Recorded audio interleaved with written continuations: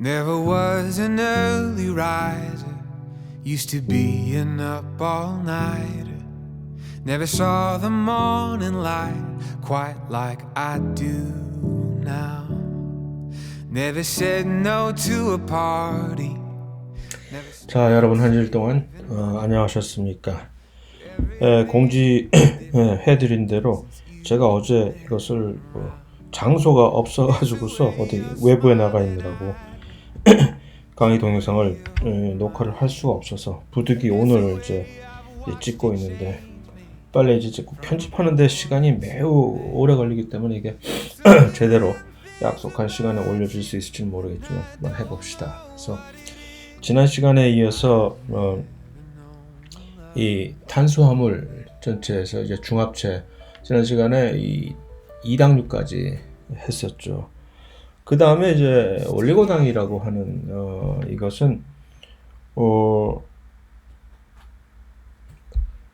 일종의 이 다당류, 우리가 훨씬 더 흔히 알고 있는 다당류, 녹말이라든가 무슨 글리코겐이라든가 하는 것들과 2당류하고의 중간 형태에 있는 이제 길이 자체가 한 대여섯 개에서 뭐 한 20-30개 정도의 단당류들이 이제 모여가지고서, 그러니까 다당류로 치기에는 너무 길이가 좀 작고, 다당류 뭐 녹말 중에는 몇백 개 최소한 이상의 단당류들이 연결이 되어야 어느 정도 이제 명함을 내밀 텐데, 그러니까 이도저도 아닌 것이 해서 올리고당.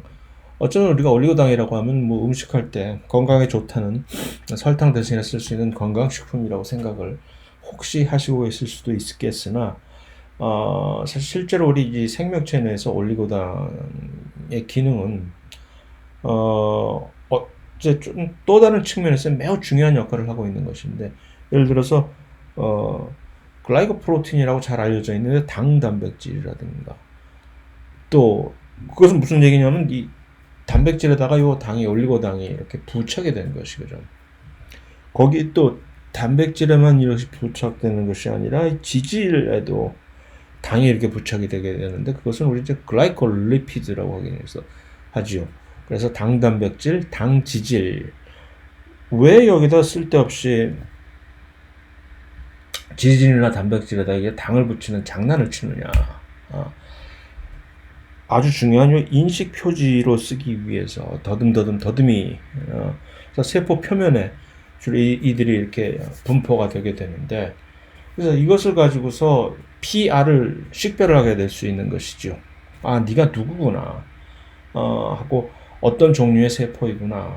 그러니까 마치 우리가 지문을 가지고 있듯이 각 세포마다 세포 표면에 발현을 하게 되는 이 당의 종류가 매우 다양하게 이렇게 부착이 되고 하기 때문에 서로 간에 내가 누구다라고 하는 관등 성명을 이제 대게 되는 것이죠. 그래서 이것을 가지고 이 면역 반응도 수행을 하게 되고, 우리가 이제 유명하게 세포 표면에 이렇게 당이 붙어 있는 올리고당이 붙어 있게 되는 걸 가지고 꽤 이제 화제거리가 되는 게, 좀 미팅 나가서 많이 화제거리가 되잖아요.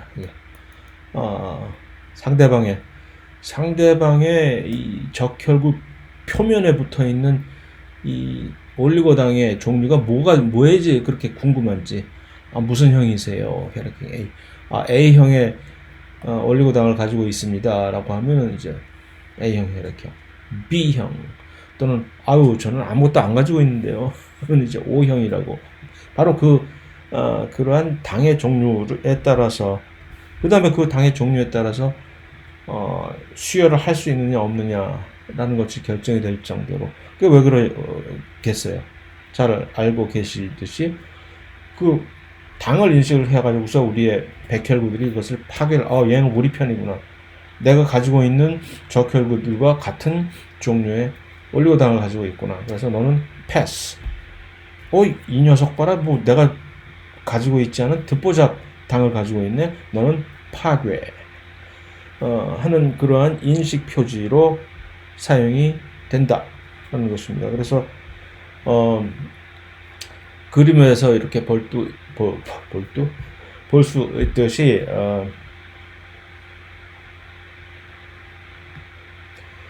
이 세포 요 안을 이제 세포질 표시를 하고 바깥을 이제 extracellular matrix 세포 기질이라고 표현을 하기도 하고 세포 외액이라고 뭐 바깥쪽에 있는 뭐 주로 세포 바깥쪽에 물이 차 있으니까 그랬을 때 세포막을 흔히 이런 식으로 표현을 합니다. 이 세포막에 이렇게 단백질이 이렇게 막단백질들이 있잖아요. 그 막단백질 바깥에 이런 식으로 각각의 지금 요 사각형, 삼각형, 무슨 뭐 마름모 이런 것들이 전부 하나하나의 그러니까 1탄당 모노세커라이드 단당류 1탄당이라 단당류들을 표시하는 거죠. 그 단당류들이 전부 이렇게 그 당들을 연결시키는 축합 반응의 이름이 뭐였죠? 글리코시드 결합을 통해서 이렇게 몇 가지 좀 그러니까 개수가 별로 많지는 않잖아요. 이런 식으로 만들어 가지고서 나중에 나오겠지만 이들이 도대체 어디서 다 부착이 되느냐? 이제 세포 안쪽을 공부할 때 나오겠지만 이 ER이라고 하는 소포체 그 중에서도 조면 소포체라고 하는 Rough Endoplasmic Reticulum이라고 하는 조면 소포체에서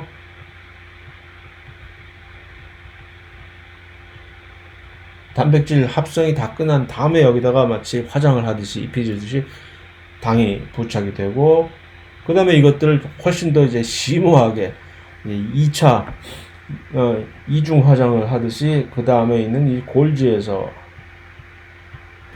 훨씬 더 복잡한 형태의 당들이 부착이 돼서 바깥으로 이렇게 보내져서 되는 것이죠. 그 이유 자체들이 전부 이렇게 바깥에서 이렇게 특별한 인식을 시키기 위해서 사용이 되는 아주 중요하겠죠. 그렇습니다. 그것이 이제 올리고당의 특성과 기능을 설명한 것이었고, 지금에 당의 이제 끝판왕인 마지막에 다당류 팔리세커라이드라고 하는 것은 우리에게 훨씬 잘 알려져 있는 유명한 세 가지 종류의 그러한 다당류들은 이제 녹말, 감자칩, 밥, 밀, 보리 그런 들 주식을 하고 할 수 있는 이유가 바로 이 녹말이라는 것은 식물들이 광합성을 한 후에 그것을 자신들의 이제 에너지 저장용 당으로 다시 말해서 이 에너지 탄수화물의 주 기능은 이제 에너지원으로서 쓰이는 것인데 그 에너지를 당장 쓰지 않고 무슨 포도당 같은 것들은 이제 당장 이제 사용을 하는 에너지인데 그것들을 이런 식의 연결을 시켜 가지고서 저장용 에너지를 만들어 놓은 것이 대표적으로 식물에서 그렇게 사용하는 것이 녹말이라는 얘기입니다. 그렇게 저장해 놓은 녹말을 허탈하게 우리는 감자, 고구마, 쌀 하는 식으로 우리가 훔쳐가서 우리가 먹고 있는 것이고, 글라이코젠이라고 영어로 이제 발음을 하게 되는 글리코겐이라고 하는 것은 동물도 질소냐, 우리도 할 수 있다라는 것을 보여주기 위해서 동물은 식물과 다르게 직접 그렇게 밥을 지어 먹을 수 있는 그런 생명체들이 아니잖아요. 남이 지어 놓은 밥을 뺏어 가지고 먹다 남으니까 먹다 남은 찬밥을 다시 이제 타파웨에다가 집어넣어 가지고 보관을 해 놓은 형태가 이제 글리코겐이라고 할 수가 있겠죠. 그래서 녹말과 글리코겐의 구조를 보면 사실 기본적으로 매우 유사한 그런 구조입니다. 둘 다 저장용 당으로서 녹말은 식물에서, 글리코겐은 동물에서, 주로 동물의 간에서 많이 이렇게 남아 있는 포도당들을 전부 연결시켜서 축적을 해서 글리코겐을 저장해 뒀다가 나중에 여기저기서 긴급 신호를 보내면 여기 좀 굶어 죽겠다라고 SOS를 치게 되면 다시 자식들 하고 분해해서 보내주는 거죠. 혈액을 통해서. 또 비슷하게 근육에서도 근육이 금방금방 이렇게 에너지를 써야 되는 아주 중요한 조직들이기 때문에 여기다 글리코겐의 형태로 많이 잉여 에너지들을 저장해 놓는 경우가 많습니다. 그래서 이 둘은 다시 말하면 정리하자면은 저장용이라는 얘기죠. 저장, 스토리지, 에너지의 저장용인데 비해서 반면에 요 셀룰로즈는 우리가 종이라든가 뭐 나무 껍질 같은 데서 찾아볼 듯이 딱딱한 셀룰로즈는 이제 세포의 식물 세포의 1차 벽, 세포벽.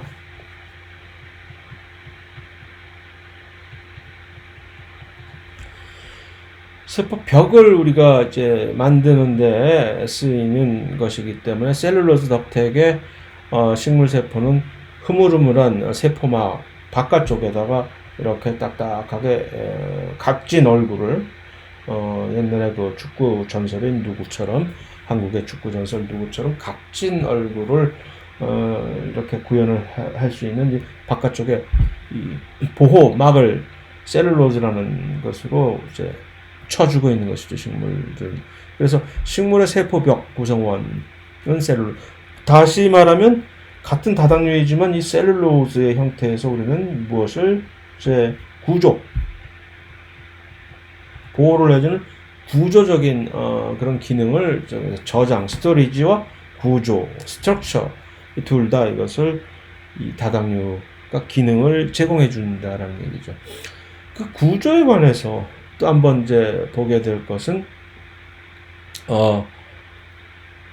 키틴, 영어로 카이틴이라고 하는 그것은 곤충과 곰팡이에서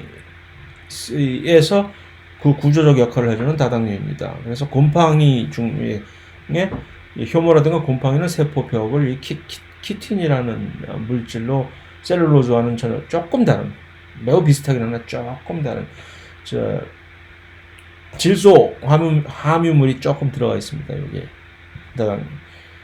그 다음에 펩타이드 글라이칸이라고 하는 이것은 또 세균에서 비슷한 형태로, 이것은 이제 구조적으로, 화학 구조적으로는 셀룰로즈나 키틴하고는 살짝 조금 더 다른 것이긴 하지만 어쨌든 자기 나름대로의 세포벽을 가만히 듣자 보니까 나만 없네. 동물만 이제 세포벽을 안 가지고 나름대로 전부 다 이렇게 쉴드를 치고 있는 거잖아요. 각자의 전부 그 쉴드 치는, 세포를 쉴드 치고 있는 바깥의 보호막으로서 보이는 물질들이 전부 이런 다당류다라는 점을 그래서 인식을 하면 되겠습니다. 그래서 다시 정리하면은 녹말 좀 더 세부적으로 들어와서 녹말은 무엇이냐? 아밀로즈라고 하는 일종의 긴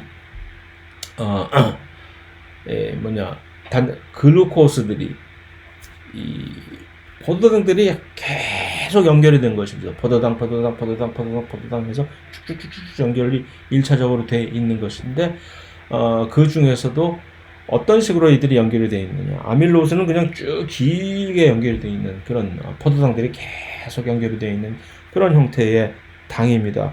그래서 아밀로스는 길게 연결을 시키다 보면 우리가 손톱 길게 자란 사람들 보셨어요? 길게 뭐 그런 사람들 있어요. 몇십 년 동안 손톱을 안 자르고 길게 길러 본 사람들 간혹가다 기네스북 같은 데서 이제 보게 되는 경우가 있는데, 그런 사람들 손톱은 이제 막 이렇게 꼬불꼬불 휘어지게 돼 있거든요. 그러니까 길게 늘리다 보면은 자연히 이렇게 돌아가게 되는 거예요. 휘어지게. 마치 DNA가 나선 구조를 갖게 되는 것도 이렇게 길다 보면 이렇게 자연적으로 엔트로피를 증가시키기 위해서 안정적으로 이렇게 휘어지게 되는 그런 형태를 가지고 있습니다. 아밀로스는. 반면에 아밀로펙틴은 좀 길게 연결이 되다가 중간에 삐쭉삐쭉 그러니까 브랜치라고 영어로 하죠. 브랜치 형태로 나가 있는 경우가 이렇게 중간중간에 이렇게 가지를 치게 되어 있는 형태가 아밀로펙틴이라고 해서 녹말 자체를 보면 아밀로스와 아밀로펙틴이 서로 이렇게 융합이 되어 가지고서 후보 단일화를 이루어 가지고 뭐 단일화는 아니지, 둘 중에 하나가 대표하는 게 단일화지, 실수. 이 둘이 같이 융합이 되어 있는 형태로 전체적으로 이루어진 것을 녹말이라고 이제 부르게 됩니다. 그래서 녹말을 과학적으로 설명을 하게 되면 뭐라고 얘기할 수 있냐면, 포도당들이 전부 이것이 아밀로스가 됐든 아밀로펙틴이 됐든 간에 포도당의 알파 결합 중합체라고 얘기를 할 수 있습니다. 알파 결합 중합체라니 이게 무엇이요? 알파 결합은 베타 결합과 상대적인 용어로서 이게 무엇인지를 간단하게 좀 이따 보여드리겠습니다. 이 당의 경우에서 당을 연결시키는 글리코시드 결합을 수행을 할 때 어떤 방향으로 이것을 연결시키느냐에 따라서 알파 결합이냐 베타 결합이냐를 구분을 지을 수가 있거든요. 그래서 어쨌든 일단 여기서 포도당들이 전부 알파 결합을 통해서만 연결이 되어 있는 것이 녹말입니다. 그래서 식물의 저장용으로 이것을 쓰는. 그럼 이제 녹말은 그러면 어디서 만들어지느냐? 광합성이 딱 끝나자마자 곧바로 이거 다 내가 못 먹는 거 알고 있으니까 광합성이 끝나면 곧바로 광합성의 산물들은 이렇게 녹말로 형태로 저장이 돼서 전자현미경으로 식물의 잎들을 보게 되면은 마치 우리가 이 지방 덩어리가 세포에 우리 몸에서 지방 세포들이 허옇게 있듯이 엽록체 하나 안에서도 보면은 하얗게 이제 보이는 그런 녹말들이 딱 저장되어 있는 모습이 전자현미경에서 적나라하게 나타납니다.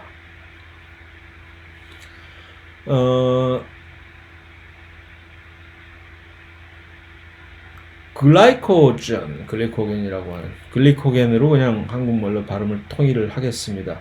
개인적으로는 계속 글라이코전이라고 좀 더 널리 전 세계적으로 통용되는 발음을 사용을 하고 싶기는 하나 그렇게 되면 괜히 내가 이상한 본의 아니게 이상한 사람으로 여겨지는 의문의 일패를 당하게 될까봐 그냥 글리코겐으로 허벅지 찌르면서 통일을 하겠습니다. 글리코겐 매우 녹말하고 유사한 구조로 되어 있으나 이것은 딱 다른 점은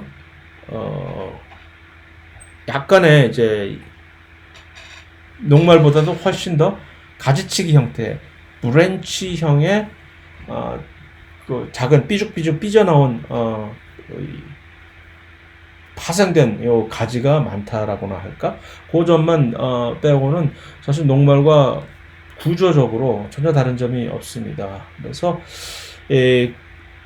또한 이 역시 포도당들이 전부 알파 결합을 통해서만 이렇게 이루어진 중합체이고, 그래서 둘 다 이제 저장용 당인데 이 식물이 사용하는 그 녹말을 만들 수 있는 이 힘이 없으니까 능력이 없으니까 우린 딴 거 하지 뭐. 그래서 동물과 균류는 이렇게 글리코겐의 형태로 포도당들을 저장을 해 놓는다.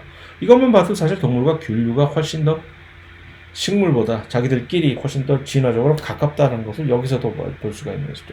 옛날에는 제가 학부 다닐 때만 해도 미국에서 학부도 얘기죠. 그래도 식물을 공부하는 사람들이 곰팡이는 자기네들 과인 줄 알았어. 그래서 주로 할 때 이 곰팡이 과들, 왜냐면 세포벽을 또 가지고 있고 못 움직이잖아 대부분이, 효모만 빼놓고. 그러니까 곰팡이로 대표되는 이 균류들은 전부 우리와 진화적으로 훨씬 더 가까운 우리 친구 해서 이 곰팡이를 연구하는 많은 학교에서 곰팡이를 연구하는 이 학자들이 전부 어떤 과에 속해 있었냐 하면은 식물학과에 속해 있는 경우가 많았습니다. 그래서 저도 우리 과의 전 학부는 식물학을 전공을 했었는데 이 곰팡이를 연구하시는 분들이 같이 막 섞여 있었는데 사실은 그게 아니더라는 얘기죠. 알고 보니까 곰팡이는 훨씬 동물과 가까운 그쪽으로 분류가 돼야 되는 친구들이라, 그래서 식물학자들을 이제 2번 죽이는 일을 수행하게 된, 가뜩이나 인기 없는 식물학자들을 또 한 번, 쓸데없는 소리고. 그래서 이제 아까 언급했듯이 간세포하고 근육세포에서, 물론 이것은 동물에 적용되는 얘기입니다만, 다세포도 뭐 균류가 간이 있고 근육이 있다는 얘기는 처음 못 들어보셨을 테니까 일단 얘기입니다. 자, 셀룰로스는 아까 얘기했듯이 이제 그런 저장용, 에너지의 저장용이 아니라 구조적인 역할을 해주는, 스트럭처럴 프로텍션을 해주는 그런 당인데, 자, 이게 바로 베타 결합. 셀룰로스는 베타 결합을 해가지고서 중합체를 이루는 것이고, 그래서 식물의 일단 1차 세포벽이라니, 이거 뭔 소리야? 라고 모르신다면은, 동물은 워낙 이 소심한 식물은 워낙 소심한 친구들이라서 이 1차 벽을 하고도 그것이 불안해가지고 거기다 두껍게 또 이중벽을 쌓는 것이죠. 핵전쟁이라도 날까봐 겁나는 모양이지. 그래서 2차 두 번째 조금 크다 보면은 처음에 막 갓 태어난 어린이 식물은 유치원 다니고 할 그런 어린이 식물들은 이렇게 하나의 얇은 셀룰로즈만으로 이루어진 1차 세포벽을 만드는 데 비해서 좀 크다 보니까 좀 더 어른으로 자라날수록 그 안에다가 바깥쪽이 아닙니다. 1차 벽의 바깥쪽이 아니라 그 안쪽에다가 새롭게 이것을 보강 재료로 만들어진, 이젠 더 이상 셀룰로스로 만들어지는 것이 아니라 훨씬 더 딱딱하고, 그것이 바로 우리가 리그닌이라고 하는 나무에서 주로 너무너무 딱딱해서 우리가 어떻게 할 수가 없는 그런 것들이 전부 이제 리그닌인 것이죠. 물론 동물에 있어서는 셀룰로스조차도 소화를 시킬 능력이 없기 때문에, 그래서 우리가 모든 동물이 그런 것은 아니죠. 우리 얘기죠. 그래서 우리가 종이를 씹어 먹고 살 수가 없고 풀 먹고 살 수가 없는 이유가 그런 것인데, 셀룰로스가 소화가 안 되니까. 근데 그게 소화가 되는 친구들이 있잖아요. 소, 말, 염소, 양, 그런 친구들이. 그 친구들이 이거 셀룰로스를 소화시킬 수 있는, 그렇다 해서 그들도 리그닌은 소화 못 시킵니다. 이 셀룰로스를 소화시킬 수 있는 이유는 그들이 잘나서가 아니라 그들 안에 살고 있는 장내 미생물들이 있어가지고서. 그래서 우리도 사실 장내 미생물들을 그들로부터 수입을 해서 있으면 종이 먹고도 살 수가 있는 날이 올 수 있을지도 모른. 오늘은 왜 자꾸 이렇게 쓸데없는 헛소리를 하지? 지구상에서 가장 풍부한 물질 중 하나라는 얘기는 워낙 식물들이 많으니까. 근데 사실 이것은 조금 틀린 얘기입니다. 지구상에서 가장 풍부한 물질 중 하나는 셀룰로스보다는 어쩌면 리그닌이라고 얘기해야 될 수도 있습니다. 왜냐하면 엄청나게 많이 만들어내긴 하는데 그걸 누가 제대로 분해시키는 친구들이 별로 잘 없기 때문에, 자연에서는. 그래서 그렇다는 얘기. 그래서 그걸 이제 리그닌을 어떻게 해서든지 특별한 미생물들을 이용을 해서 리그닌을 분해를 시켜가지고서 거기서 어떻게 에너지를 얻어보자. 이제 바이오 퓨얼이라고 해서 바이오 에탄올 그런 이제 석유가 비싸니까 그런 바이오 재료에서 이제 이 연료를 쓸 수 있는 석유 같은 것을 얻자라는 그런 연구도 또 한참 유행을 했었죠. 약 10년 전쯤에. 지금도 물론 계속 진행이 되고 있긴 하나. 자, 그래서 이쯤에서 이제 알파 결합과 베타 결합의 차이를 한번 살펴보도록 할까요?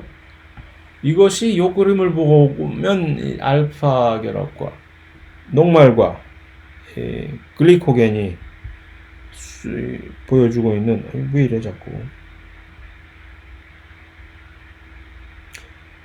녹말과 글리코겐이 보여주는 이 알파 결합과 셀룰로스에서 볼 수 있는 이 베타 결합이 어떻게 다르냐라는 것을 이 그림을 보고 그것을 힌트를 드리기 위해서 각각의 요 OH 하이드록실기에 이렇게 하이라이트가 쳐져 있는 것이죠. 딱 보면 이제는 조금 감이 잡히시죠.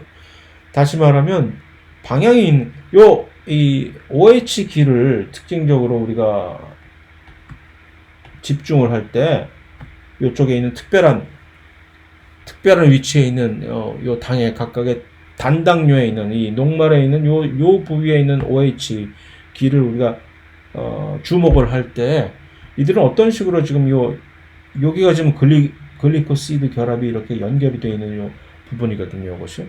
그랬을 때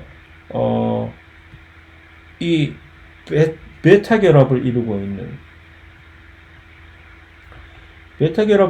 있는 요 셀룰로스를 보게 되면 마치 사람으로 본다면 사람이 지금 얼굴을 마주보고 이쪽을 바라보고 있어요.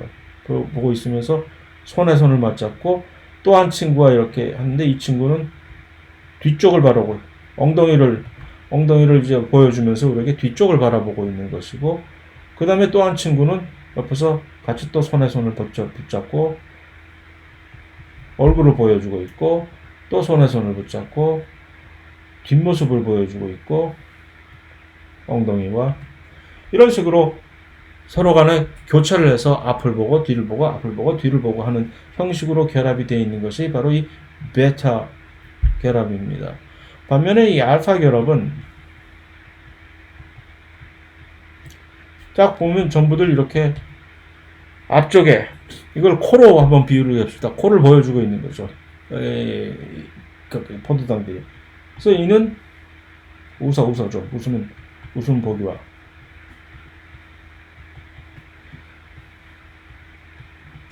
그림조차도 왜 자꾸 안 그리려고 그러고 있지? 이렇게 웃는 모습이 좀 희한하다 너는.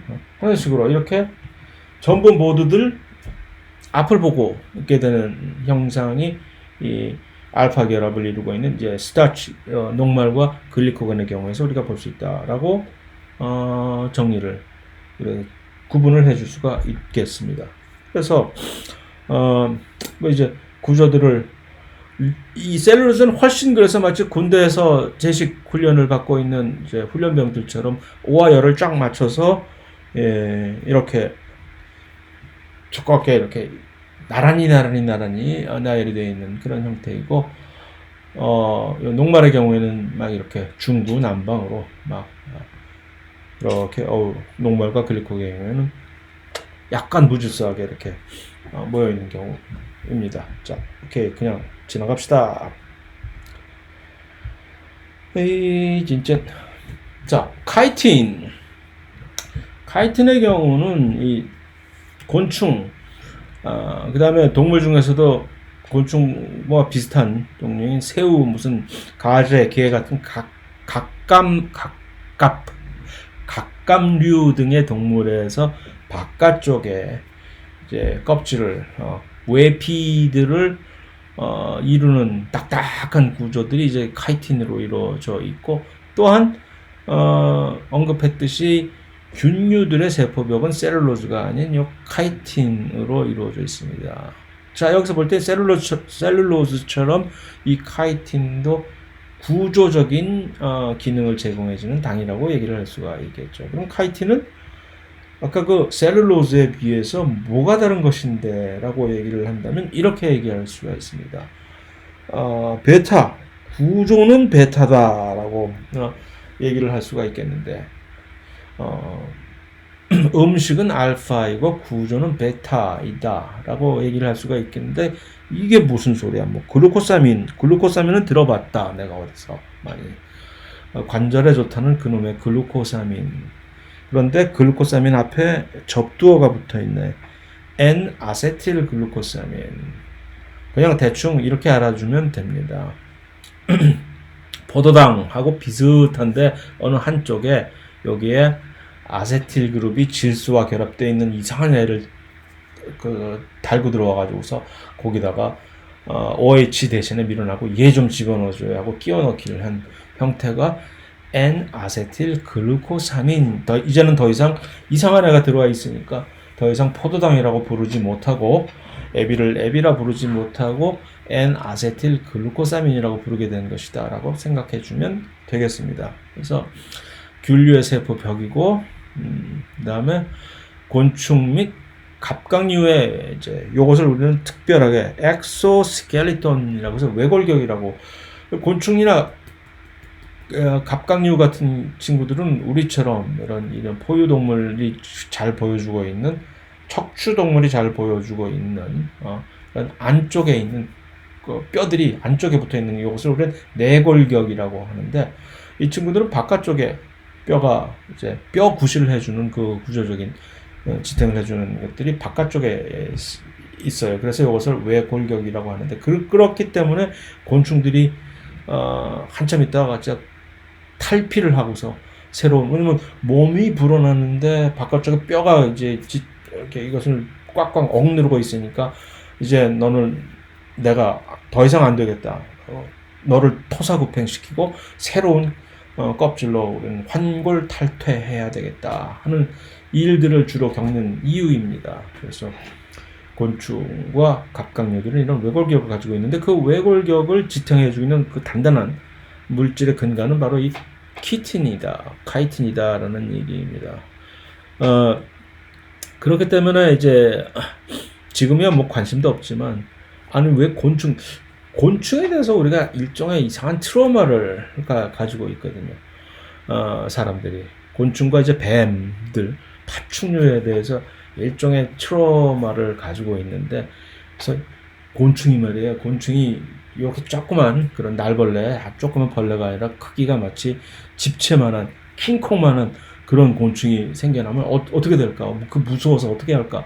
라는 이상한 공포를 가지고 있는 심리적으로 경우가 많은데, 그것을 잠재워주기 위해서 생물학자들이 걱정하지 마라, 그럴 일은 절대 없을 것이다. 곤충은 구조적으로 절대로 이런 큰 거대한 등치의 곤충이 생겨날 수가 없다. 왜 말이 달라? 옛날에 좀 있다 옛날에 무슨 거대 비행곤충이 살았었다며. 그거하고 또 조금 얘기가 달라지죠. 그때는 그때고.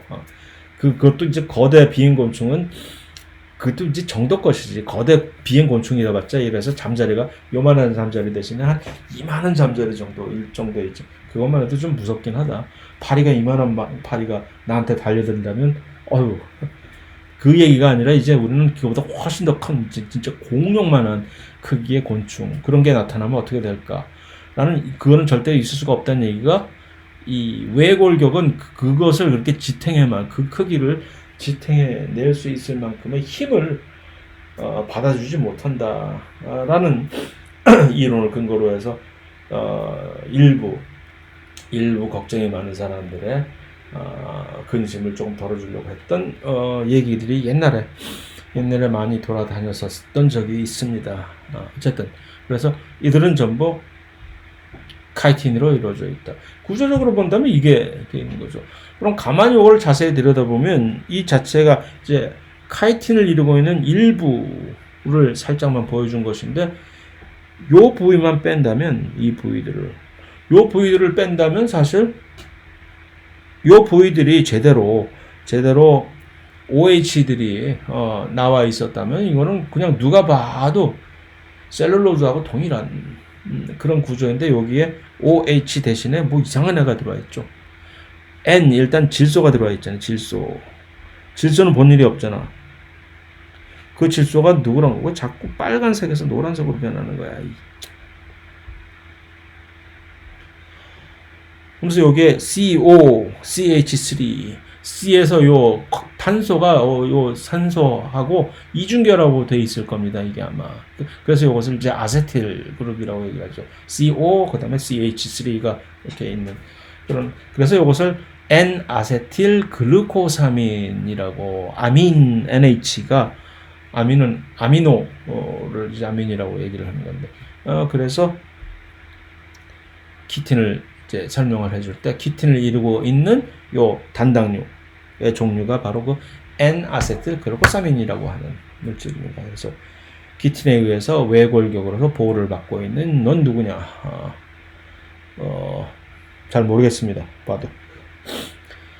자, 펩티드 글라이칸은 그냥 쑥 넘어가도 될 거예요. 굳이 뭐 우리가 여기서 꼭 봐야 될 일은 아니고, 미생물학을 들을 시간에 좀 더 자세히 살펴보면 될 것 같은데, 쑥쑥 가볍게 빨리빨리 지나가면은, 이것은 당은 당인데 구조적인 셀룰로스처럼 이제 구조적인 역할을 해주는, 그래서 세포벽을 이루고 있는 당은 당인데, 여기에 훨씬 더 나아가서 아미노산들이 훨씬 더 많이 들어간, 그래서 당과 아미노산의 중합체이고 세균의 세포벽을 이루고 있게 됩니다.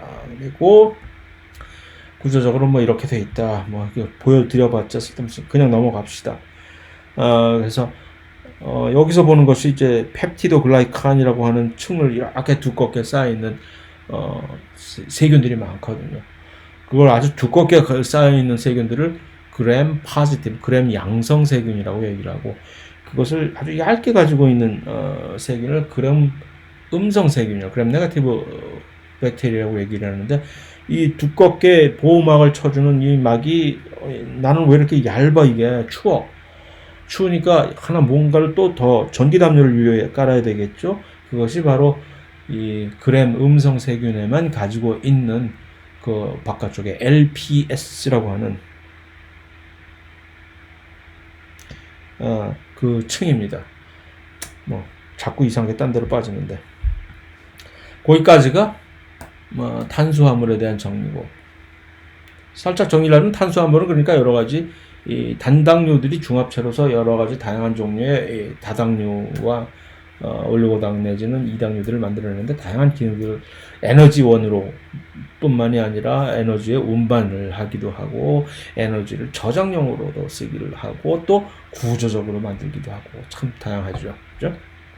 자, 이제 지질을 한번 살펴봅시다. 지질은 그럼 똑같은 이제 질문을 같은 방식으로 이제 묻는 겁니다. 지질은 그럼 무엇을 가지고 일단 기본 물질을 어떤 것들을 이어 맞추기를 해 가지고서 만들어내느냐 하는 것이고, 또 하나는 이제 화학적 특성이 어떻게 되느냐. 탄수화물의 경우에서는 모든 탄수화물들이 극히 일부를 제외하고 예외를, 예를 들어서 녹말 같은 경우 또는 셀룰로즈 같은 경우 해서 이렇게 다당류들이 많이 이루어지게 되면 아무래도 물에 잘 녹지 않게 되는 그런 식으로 구조를 만들어 내게 되는데, 그것들을 제외하고는 기본적으로 모든 탄수화물들은 이 친수성입니다. 극성 물질이기 때문에. 왜 그들이 극성일까요? OH 기들을 많이 가지고 있기 때문에. 산소가 언제나 이 문제야 이거든요. 산소가 있는 한 더 이상 이 중립은 꿈도 꾸지 말라. 왜냐하면 산소가 모든 전자들을 탈취하려고 호시탐탐 기어만 놀고 있을 것이기 때문에, 그래서 기어가 있을 때 전자를 뺏어와 가지고서, 그러니까 이제 극성을 띨 수밖에 없는데, 이 지질은 산소가 있을 일이 거의 없어요. 많은 경우에 예외는 물론 있지만, 또는 뭐 그와 비슷한 질소가 거기 나올 일도 별로 없고, 그래서 기본적으로 모든 지질들은 비극성입니다. 물질이. 그럼 비극성이기 때문에 물과 나는 물이라면 지긋지긋하다. 꿈에볼까 무섭다. 그래서 지질들은 전부 이런 하이드로포빅, 물을 무서워하는 소수성 물질들이고, 그러니까 물 대신에 유기용매, 올게닉 솔번트라고 하는 이 유기용매는 아주 잘 녹지. 그러니까 기름때 같은 것들이 물에 안 지워지는 기름때들은 그래서 드라이 클리닝을 하는 이유가 기름때는 기름으로 뺀다. 끼리끼리 놀아야 지질들이 융합되니까 그렇게 하는 것입니다. 그래서 이들은 뭐냐면 지질이라고 하는 큰 그룹에 속해 있는 하나의 모든 분파들입니다. 그래서 우리가 흔히 알고 있는 지질들을 대표하고 있는 요 지방, fat 또는 오일, 이들은 사실은 둘 다 같은 것들인데 상온에서 고체 상태로 있느냐 아니면 액체 상태로 있느냐에 따라서, 상온에서 고체 상태로 있으면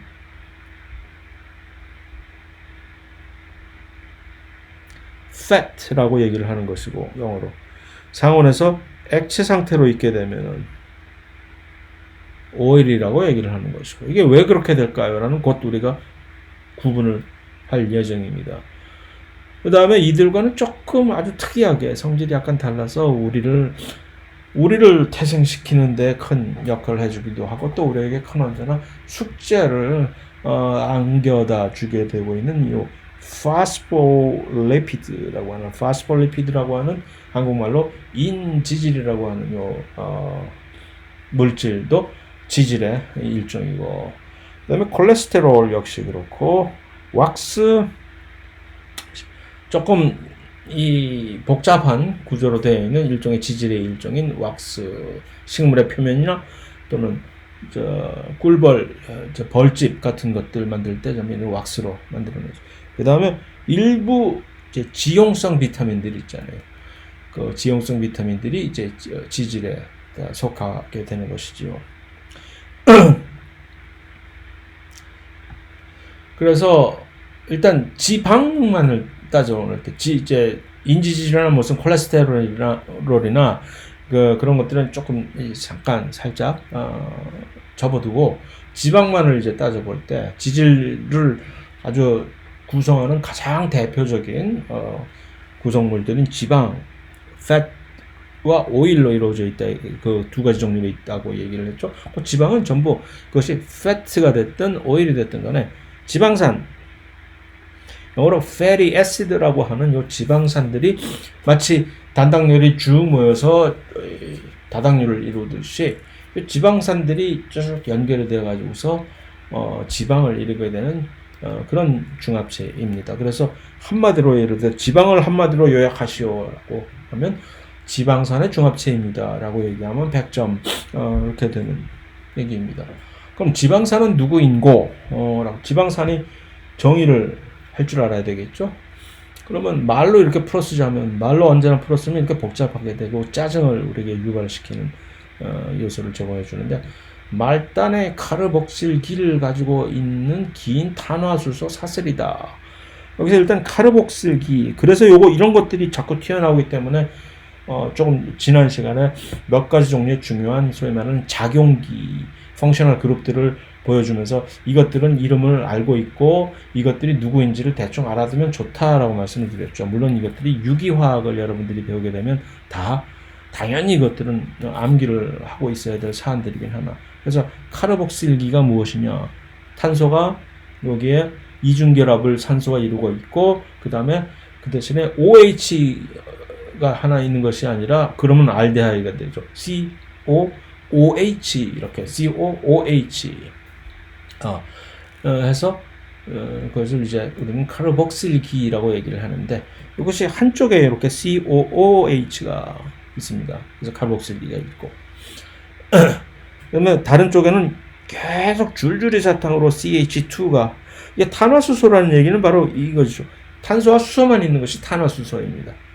탄화수소가 엄청나게 풍부하게 이루어진 물질 대표적으로 예를 들어 보시오. 석유는 대표적으로 물과 어울리지 않는 기름의 대표 주제 아닙니까? 이것이 이렇게 질비하게 있는 거죠. 질비하다니. 여기 n이라는 숫자가 있잖아요. 요 n이 이거 뭐 12개가 될 수도 있고 24가 될 수도 있고 그러니까 이게 줄줄이 한쪽에만 COOH가 있고 여기에 CH2라고 하는 요 탄소, 수소가 쫙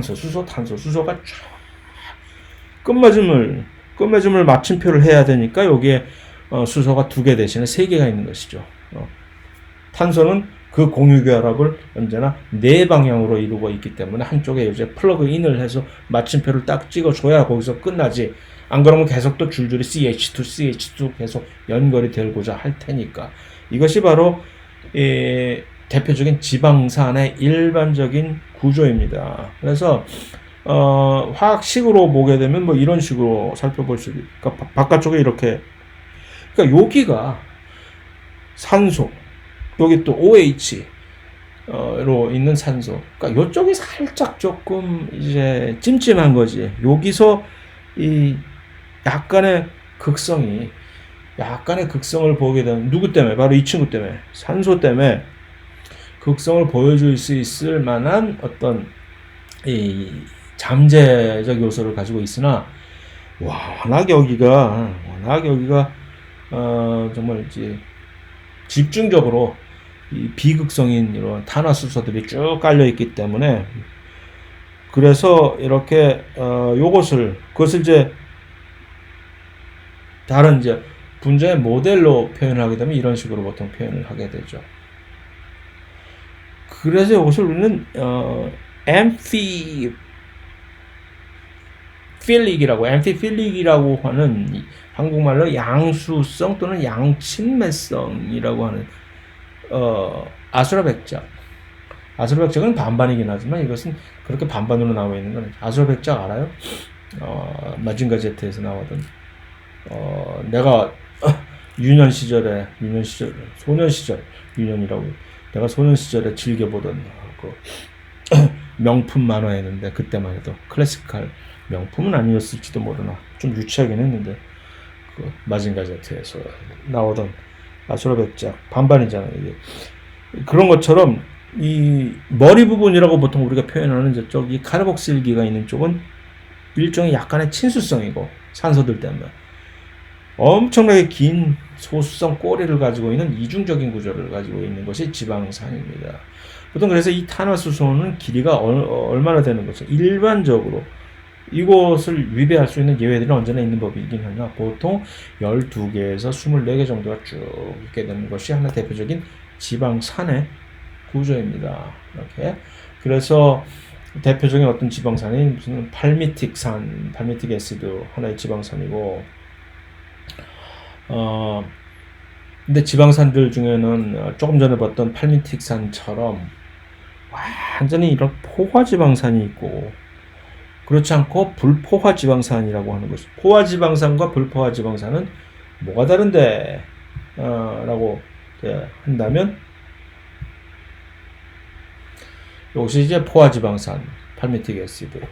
불포화지방산의 또 하나의 예는 리놀레이크 애시드라고 하는, 자, 뭐가 다르죠? 중간에 탄소들 사이에 이중결합이 들어있는데, 그러니까 여기에 탄소 둘이서 서로 이렇게 결합을, 공결합을 두 개를 이렇게 자리 차지하고, 마치 주차장에 어떤 자식이 두 대 차를 주차할 수 있는 자리에 중간에다가 딱 차를 한 대 세우는 얄미운 놈처럼 이중결합을 이루고 있단 말이죠. 안 그랬으면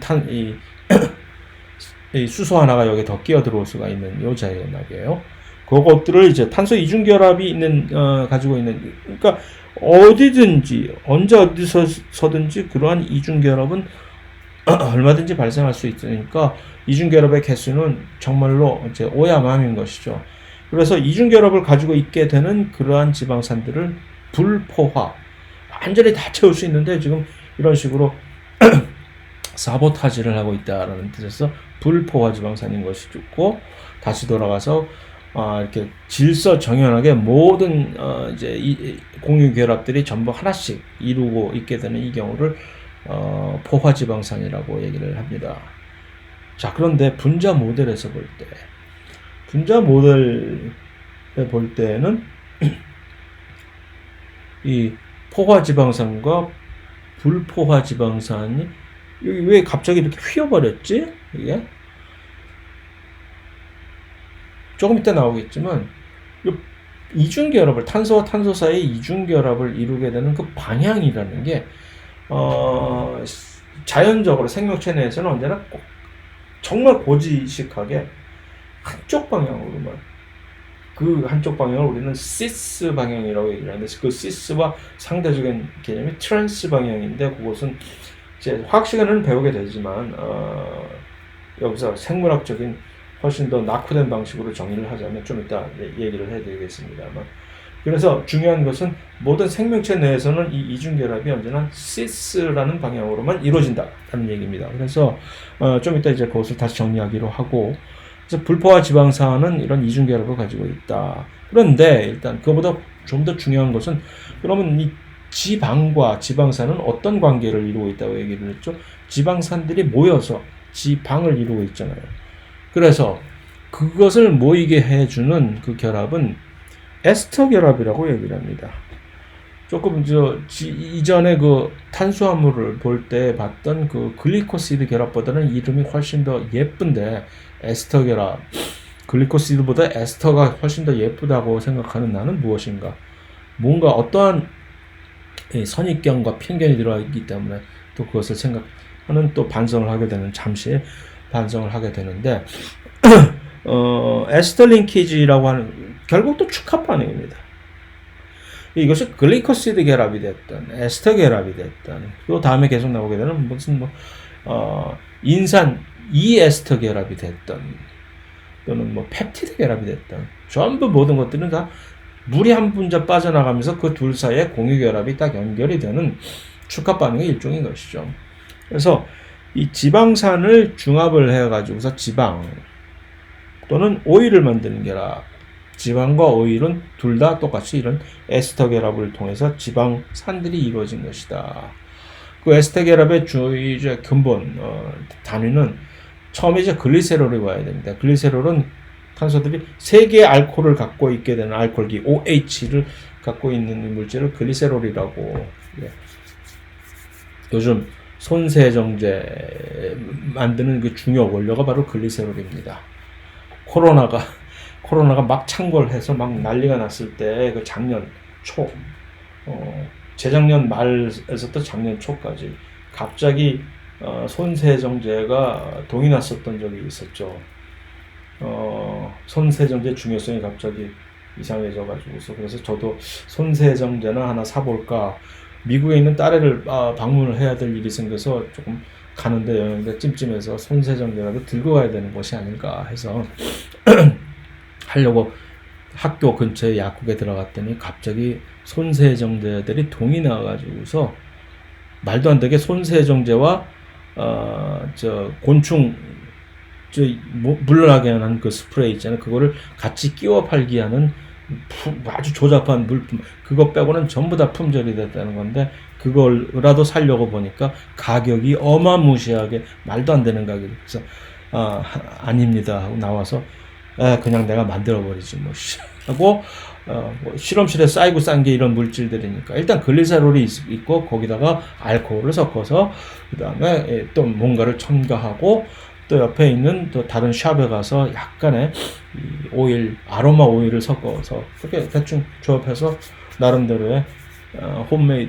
홈메이드가 아니라 실험실 메이드 손세정제를 이만큼 만들어가지고 집에 가져가서 막 친지들한테도 나눠주고 했던 적이 있는데 그 글리세롤 끈적끈적한 알코올임에도 불구하고 끈적끈적한 그 물질에다가 여기다 각각의 하나씩을 지방산을 마치 전기 플러그에다 꼽듯이 그 OH기와 지방산의 바깥쪽 머리에 있었던 그 카르복실기 사이에 축갑 반응이 일어날 수 있는 아주 좋은 구조잖아요.